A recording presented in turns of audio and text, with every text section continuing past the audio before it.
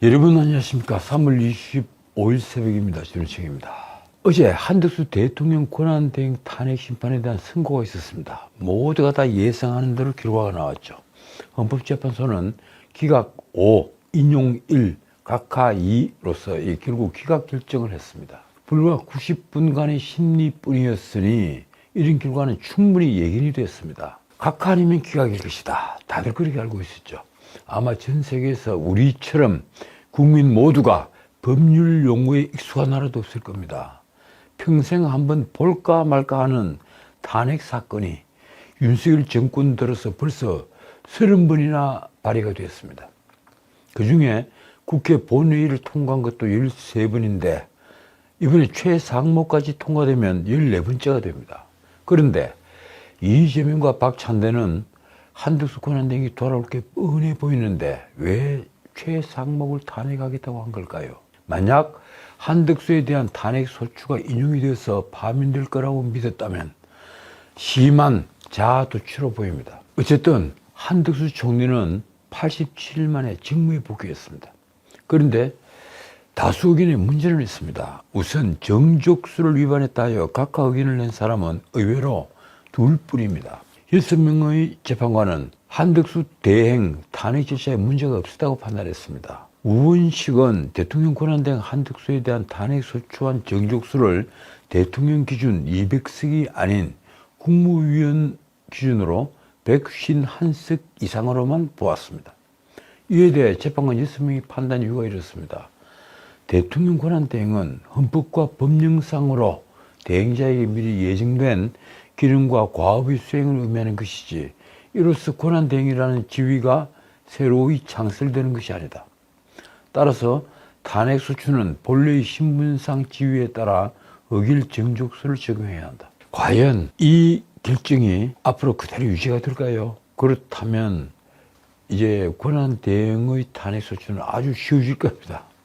다만 이제 정영식 조한창 재판관은 대통령의 권한을 대행하는 국무총리에 대한 탄핵 소추는 대통령만큼이나 신중하게 행사되도록 해석해야 한다면서 탄핵안 가결에 필요한 의결 정족수를 충족하지 못했다고 판단해 각하 의견을 냈습니다. 기각 의견을 낸 재판관은 문영배, 이미선, 김영두, 정정미 그리고 김복형 총 5명입니다. 놀랍게도 문영배, 이미선, 정정미 등 이른바 좌파 재판관들이 기각 입장에 있었습니다. 기각 이유는 이렇습니다. 한 총리의 법 위반이 임명권자인 대통령을 통해 간접적으로 국민의 신임을 배반한 경우에 해당한다고 단정할 수는 없다. 원래 민주당 등 야당이 내세웠던 한덕수의 탄핵 사유는 윤석열 대통령의 내란 행위에 대한 공모, 묵인, 방조입니다. 이게 가장 중요한 거죠. 그리고 국회가 추천한 헌법재판관 후보자 3명의 임명을 거부한 것, 또 내란 상설 특검 임명을 회피했다는 것, 그리고 김건희 특검법에 대해서 거부권을 행사했다는 것, 또 한동훈 전 국민의힘 대표와의 공동국정 운영 시도 등 총 5가지입니다. 기각 의견을 낸 재판관들은 제가 방금 말씀드린 이 5가지 탄핵 소추안 주요 내용 가운데 윤석열 대통령이 이른바 내란 행위에 대한 공모, 또 내란 상설 특검 임명을 회피했다는 것, 김건희 특검법에 대한 거부권을 행사했다는 것, 또 한동훈 대표와의 공동국정 운영 시도 등 4개 탄핵 소추 사유에 대해서는 한 총리의 헌법 또는 법률 위반을 인정할 수 없다고 봤습니다. 다만 헌법재판관 후보자에 대한 임명을 하지 않은 데 대해서는 의견을 가졌습니다. 이것도 재밌습니다. 문영배, 이미선, 김영두, 정정미 4재판관은 한덕수 총리가 헌법재판관 후보자의 임명을 거부한 행위에 대해서 헌법 제66조와 제111조 및 국가공무원법 제56조 등을 위반했다고 판단했습니다. 하지만 김복형 재판관은 헌법재판관 임명 부작위 역시 임명을 하지 않은 것 역시 나머지 소추 사유와 마찬가지로 헌법 법률 위반이 아니라고 했습니다. 그 이유가 참 재밌습니다.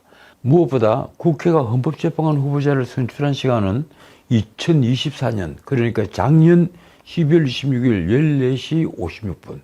자, 그런데 한덕수 총리를 탄핵 소추한 시간은 바로 그 이튿날인 12월 27일 16시 37분입니다. 오후 4시 37분입니다. 그리고 한덕수는 헌법재판관 임명 거부 의사조차 밝히지 않은 상태였습니다. 김복형은 이를 두고 헌법 위반이거나 법률 위반이라고 할 수 없다고 본 것입니다. 이렇게 짧은 기간 안에 거부 의사를 밝히지도 않았는데 이걸 헌법 위반이다, 법률 위반이다 말한다는 건 이상하다는 거죠. 그런데 정계선 재판관은 유일하게 인용 의견을 냈습니다. 한 총리는 대통령의 직무정지라는 상황에서 불필요한 논란을 최소화하고 국가적 혼란을 신속하게 수습해야 할 의무가 있음에도 헌법과 법률 위반 행위로 논란을 증폭시켰다. 따라서 한덕수 총리의 탄핵소추 사유는 파면을 정당화할 수 있을 만큼 중대하다는 것입니다. 자, 다시 정리하면 이렇습니다. 먼저 헌법재판소는 한 총리의 탄핵 절차에 문제가 없었다고 판단했습니다. 재판관 6명은 탄핵소추는 본래의 신분상 지위에 따라 의결정족수를 적용해야 한다고 보아 151명이면 충분하다는 것입니다. 실제 탄핵소추는 192명이 찬성을 했죠. 말하자면 헌법재판소 스스로 자신들이 펴낸 추석서를, 해설서를 부인을 한 셈입니다.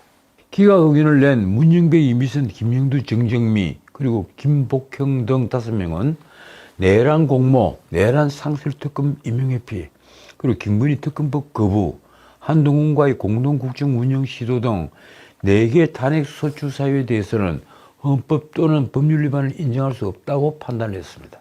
다만 헌법재판관 후보자에 대한 임명을 하지 않은 행위에 대해서는 기각 의견을 낸 재판관들 사이에서도 의견이 갈렸습니다. 말씀드린 대로 문영배, 이미선, 김영두, 정정민은 대통령의 헌법소 의무와 국가구문법상 승실 의무를 위반했다고 판단을 했고, 김복형은 국회가 재판관을 추천하는 즉시 임명해야 할 의무가 있다고 보기는 어렵다며 헌법이나 법률 위반이 아니라고 봤습니다. 중요한 것은 헌법재판소가 한덕수 총리의 탄핵 심판을 선고하면서 12.3 비상계엄의 위법성 여부에 대한 판단을 전혀 하지 않았다는 사실입니다. 언론도 바로 이 점을 주목했습니다. 당초 한 총리 탄핵 심판에서 비상계엄에 관련한 판단이 나오면 향후 윤 대통령 선고의 향방을 가늠할 수 있을 거라고 보았는데, 헌법재판소는 비상계엄 선포가 위법한지 내란죄가 성립하는지 등등에 대해서 그 어떤 판단도 하지 않았습니다. 12.3 비상계엄이 윤석열의 난인지, 역설적으로 이재명의 난을 촉발한 것인지, 아니면 오동훈의 난인지 판단하지 않았다는 것입니다. 헌법재판소의 탄핵소추 기각 결정으로 정무에 복귀한 한덕수 대통령 권한대행은 24일 관저에서 곧장 정부 청사로 갔습니다. 그래서 오전에 대국민 담화를 발표했는데 그 일성이 이렇습니다. 통상전쟁에서 국익을 확보하는 데 모든 지혜와 역량을 쏟아붓겠다. 모든 판단의 기준을 대한민국 산업과 미래 세대의 이익에 두겠다. 도널드 트럼프가 일으킨 관세 진정에서 이 대한민국이라 그런 거대한 함정을 이끌어가는 선장이 없었죠. 그 관세 진정에서 과거 한미 FTA를 주도했던 한덕수가 지금 국가를 대변해서 최일선에서 싸우겠다는 의지를 피력한 것입니다. 그러면서 지금 벌어지고 있는 체제 진정에 대해서는 이렇게 입장을 밝혔습니다. 국민 대다수는 나라가 왼쪽으로 치우치는 것도 오른쪽으로 치우치는 것도 원치 않고 위로 앞으로 올라가고 나가기를 원한다. 초당적 협력이 당연한 주요 국정 현안들을 진척시킬 수 있게 혼신의 노력을 다하겠다. 글쎄요, 왼쪽으로 가는 것도 오른쪽으로 가는 것도 아니다. 과연 그런 겁니까? 결국 윤 대통령 탄핵 심판 결과는 다시 오리무중이 됐습니다. 헌법재판소가 24일 선고한 한 총리 탄핵 심판 선고 내용 중에 윤석열 대통령 탄핵 심판의 방향을 예측할 수 있는 부분은 탄핵 사유 중 비상계엄 선포 및 내란 행위 관련 부분입니다. 그런데 어제 선고에서 헌법재판소는 한 총리가 국무회의 소집을 건의하는 등의 적극적 행위를 했다는 증거가 없다고만 판단했을 뿐입니다. 아까 말씀드린 대로 비상계엄의 적법성 여부라든가 내란죄가 된다 안 된다 이런 데 대한 일체의 판단이 없었습니다. 말하자면 그 외 계엄 선포의 적법성은 물론 국무회의 성립 여부 등에 대해서 판단을 하지 않았습니다. 국회는 한 총리를 탄핵소추한 사유 중에 내란 행위와 관련한 민주당 등 야당의 주장은 한 총리가 대통령에게 계엄을 건의하고 절차적 정당성을 부여하기 위해 권한 없이 국무회의를 소집하는 등으로 내란에 공모했다는 것입니다. 탄핵소추안에 그렇게 되어 있습니다. 그런데 국회 소추단은 설사 한 총리가 내란 행위에 가담하지 않았다고 하더라도 대통령의 내란 행위를 묵인 방조했다고 주장을 합니다. 그러니까 내란 행위에 공모했다, 묵인했다, 방조했다 이 세 주장을 하고 있는 겁니다. 따라서 헌법 제86조 대통령이 헌법과 법률을 수호하도록 보좌할 헌법상 의무와 그리고 국가공무원법 56조 공무원이 법령 준수 의무를 위반했다고 주장했습니다. 그래서 헌법재판소가 이 부분을 심리하기 위해서 계엄 선포의 법적 요건이 충족됐는지, 계엄 선포 요건인 국무회의가 성립됐는지 먼저 판단할 것으로 보았습니다. 또 국회 측이 준비기일에서 탄핵소추안에서 내란죄를 철회하겠다고 하면서 내란죄 철회에 관한 헌재 판단이 나올지도 주목됐습니다. 그러나 헌법재판소는 방금 말씀드린 이 모든 것에 대한 판단을 일절하지 않았습니다. 총 40쪽의 결정문에서 내란 행위에 대한 판단은 1페이지에 불과하다고 합니다. 헌법재판소가 결정문에 쓴 표현이 이렇습니다. 한 총리는 장인 12월 3일 비상계엄 선포 불과 2시간 전에 윤 대통령으로부터 비상계엄 선포 계획을 듣게 됐을 뿐 그 이전부터 이를 알았다고 인정할 자료가 없다.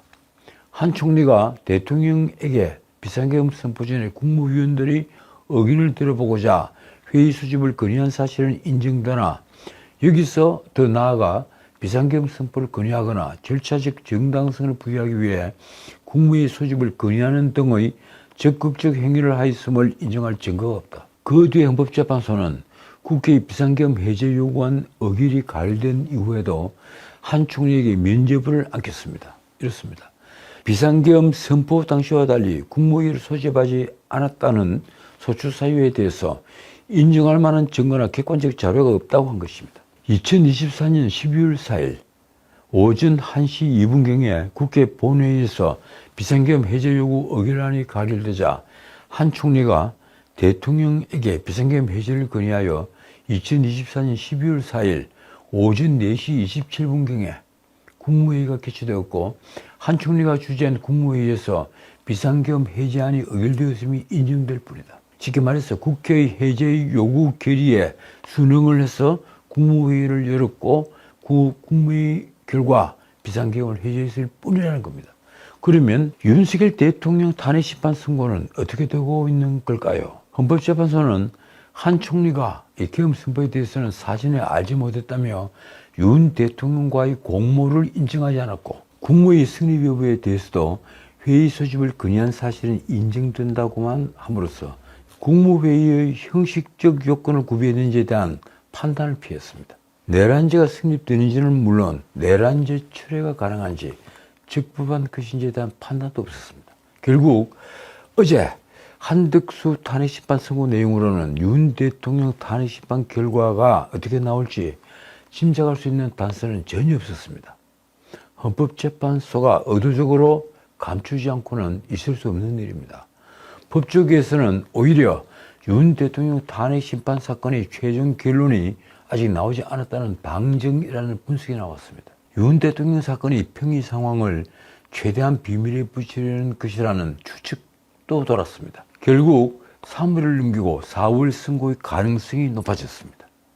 3월 26일에는 서울고법에서 이재명이 공직선거법 위반 항소심 선고가 예정돼 있죠. 그 수요일입니다. 그리고 그 이튿날인 목요일 27일은 매달 마지막 주 목요일 진행하는 헌법소원 등 헌법재판 정기선고일입니다. 결국 이번 주 중에 선고 가능성이 높은 날짜는 28일 금요일이지만 헌법재판소가 일주일에 3차례 선고일을 잡은 적은 한 번도 없습니다. 그리고 연이틀 선고를 한 적도 최근 20년간 없었다는 점을 감안하면 선고일은 4월로 넘어갈 수밖에 없는 것입니다. 무엇보다도 일부 쟁점이 아직 정리되지 않았다는 추측성 말도 나왔습니다. 실제 많은 법률가들은 아직 헌법재판소가 쟁점 정리를 완전히 하지 못했다. 특히 곽종건, 홍장원의 증언들을 두고 논란이 있다. 이런 얘기들이 떠들어오고 있습니다. 아마도 많은 이들은 월요일인 3월 31일을 주목하고 있지만 그 역시 너무 촉박하다는 견해가 많아지면서 4월 4일을 선거를 보는 시각이 많아졌습니다. 아마 4월 4일을 넘어가진 않겠죠. 4월 18일이 문영배 이미선의 퇴임 날이기 때문입니다. 일각에서는 3월 말이면 각하 결정이 나올 것이고 4월 초면 기각 결정이 나올 거라는 예측도 내놓습니다. 과연 그럴까요?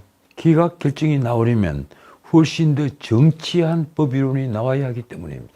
자, 어떻든 짧은 대통령의 지위를 체험을 한 최상목 장관이 한덕수 총리의 복귀에 대통령 권한대행 자리를 다시 넘기면서 87일 만에 최상목 대대행 체제는 종료됐습니다.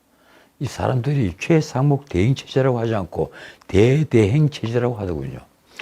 24일 오전 10시 헌법재판소의 한덕수 총리 탄핵안 기각 판결에 따라 한덕수 총리가 87일 만에 대통령 권한대행에 복귀를 하면서 대대행 최상목도 부총리 겸 기재부 장관 자리로 돌아오게 됐습니다. 그러니까 최상목은 대통령, 국무총리, 부총리, 기재부 장관에다가 행안부 장관이 없어서 이번 산불 사건까지 지휘를 해야 하는 문자 그대로 1인 다역을 소화했습니다.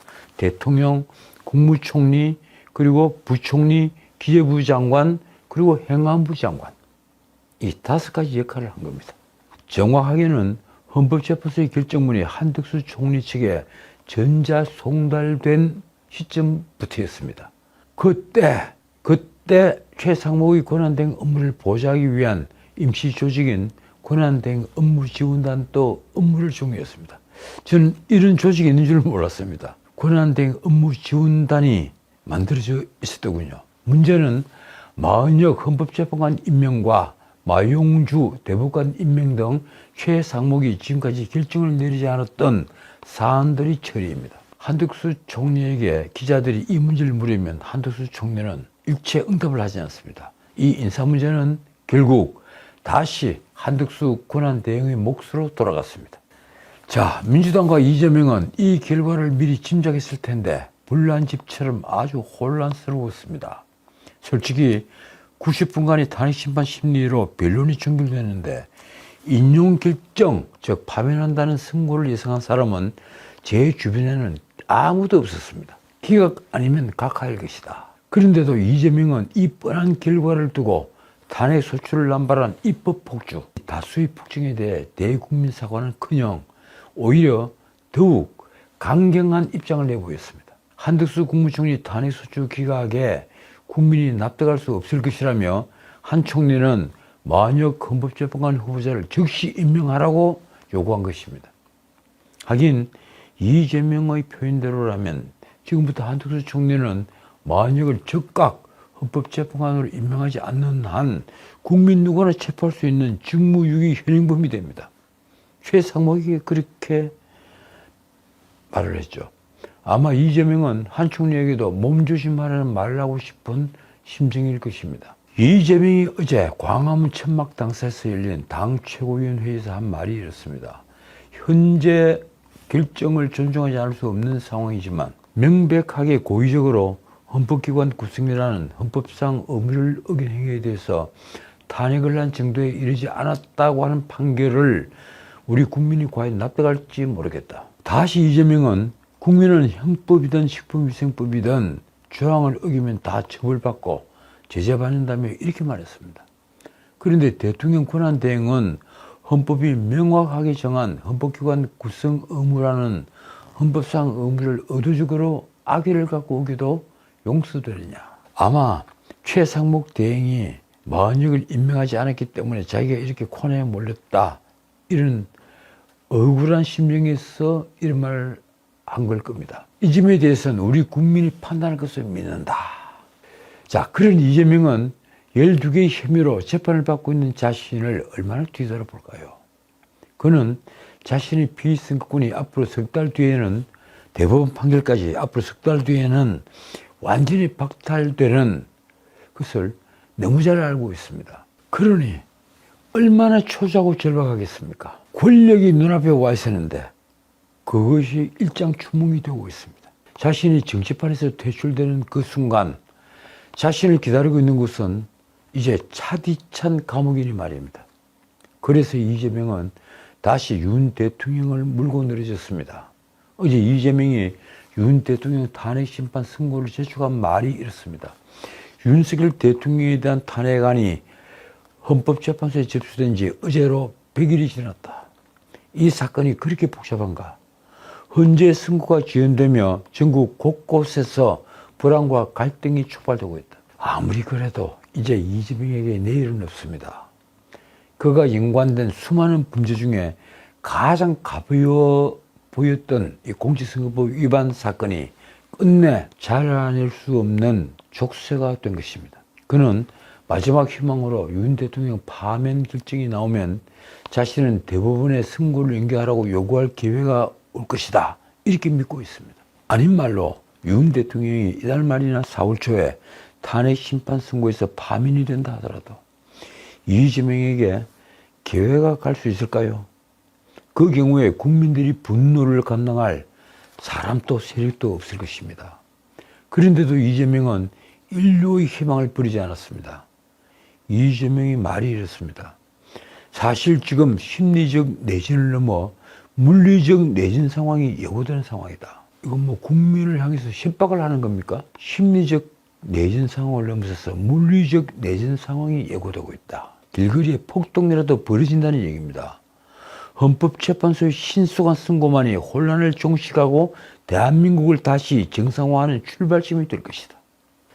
이런 말들을 협박으로 이해하는 사람이 비단 저뿐이겠습니까? 저는 이재명의 정계 퇴출이야말로 우리 정치판을 정화하고 정상화하는 출발점이 된다고 믿습니다. 어쨌든 일국체제 민주당은 지금 길사항전태세입니다. 171석을 가진 절대 다수의 일당이, 아니 192석을 지휘하고 있는 제1야당이 무엇이 어려워서 장외로 나가 광화문 앞에 텐트를 치고 당사로 삼았을까요? 절대 강자가 장외로 나갔다. 그래서 길거리에 텐트를 치고 풍찬 노숙을 하고 있다. 우리가 그걸 어떻게 봐야 합니까? 참 기막힌 일이 아닐 수 없습니다. 박찬대는 헌법재판소가 정족수 문제에 우원식 손을 들어준 것을 성과로 꼽는 듯 했습니다. 그는 한 총리 탄핵 기각은 유감이라면서도 이렇게 말했습니다. 헌재는 어길 정족수와 관련해 총리의 경우에 재직의원 과반수가 적법하다고 분명하게 결론 내렸다. 또 국회 추천 목 헌법재판관 후보자 세 사람을 임명하지 않은 점이 위헌이라고 분명히 했다. 그러면서 박찬대는 한 총리는 헌법 수호를 국정 최우선 과제로 삼을 것을 강력히 촉구한다고 했습니다. 지금이라도 빨리 만약을 임명해달라고 애원을 하고 있는 겁니다. 헌법재판관 미임명 상태를 해소하고 법률에 따라 상설특검 후보 추천 의뢰를 즉시 하기를 촉구한다고 한 것입니다. 만약만 임명을 하면 어쩌면 6대3이 될 수도 있다. 뭐 이런 기대를 하고 있는 겁니다. 그 다음 박찬대의 말이 걸작입니다. 이제 내란 속에 윤석열만 남았다. 헌법재판소가 윤석열 탄핵심판 선고를 즉각 내려줄 것을 요청한다. 오늘 바로 선고기일을 지정하고 내일 당장 선고를 내려달라. 전현희도 대통령 권한대행의 헌법재판관 불임명은 헌법재판소도 인정한 명백한 위헌이라고 가세했습니다. 더욱이 한덕수 총리는 헌법재판관 3인 모두 임명을 거부해서 대통령 탄핵 심판을 고의로 지연시키려 했다는 점에서 그 죄질이 더 불량하다. 그래서 전현희는 한 총리에게 헌재의 결정으로 자신의 위헌 위법 행위가 사라졌다고 착각하지 말라고 했습니다. 한 총리는 즉각 마은혁재판관, 마윤주 대법관을 임명하고 국회가 통과시킨 내란 특검과 김문희 특검, 인천세관 마약 특검 추진 의뢰를 이행하라. 자, 그런데 말입니다.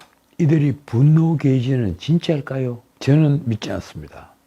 윤 대통령의 비상계엄 선포행위가 내란죄가 되지 않는다는 사실은 저들도 잘 알고 있습니다. 저는 그렇게 믿습니다. 내란 수견이 하는 용어 사용이 선전선동에 지나지 않는 것입니다. 자, 오늘은 여기까지입니다. 서울지방법원 형사합의 22부가 김만배, 남욱, 정영학, 유동규 등 이 대장동 일당 5명의 배임 재판에 증인으로 출석하지 않은 이재명에게 24일 과태료 300만 원을 부과했습니다. 지난 21일 재판에 이어서 이날 재판도 이재명의 불출석으로 단 6분 만에 끝났습니다. 이날 이재명은 법정에 나오는 대신에 광화문에서 열린 천막당사 현판식과 최고위원회의에 참석했습니다. 증인으로 채택되는데도 정당한 사유 없이 재판에 나오지 않으면 법원은 형사소송법에 따라 구인장을 발부하거나 500만 원 이하의 과태료를 부과할 수 있습니다. 더 나아가 과태료 부과에도 출석하지 않으면 7일 이내 감치에 처할 수 있습니다. 김만배 등 민간업자들은 성남시와 유착해서 대장동 사업에서 성남도시개발공사에 4,895억 원의 손해를 끼친 혐의로 2021년 10월 기소가 됐죠. 벌써 4년째 재판을 받고 있는 것입니다. 이 재판은 이재명이 형사합의 33부에서 받고 있는 대장동 게이트 재판과 모든 사실이 동일합니다. 사실은 함께 재판해도 상관없는 일입니다. 그래서 이재명이 증인으로 나서는 것은 스스로 묘혈을 파는 일이 될 겁니다. 그는 문자 그대로 꼼짝 달싹할 수 없는 궁지에 내몰렸습니다. 감히 말하자면 욕심이 화근이었습니다. 지금까지 전은책이었습니다.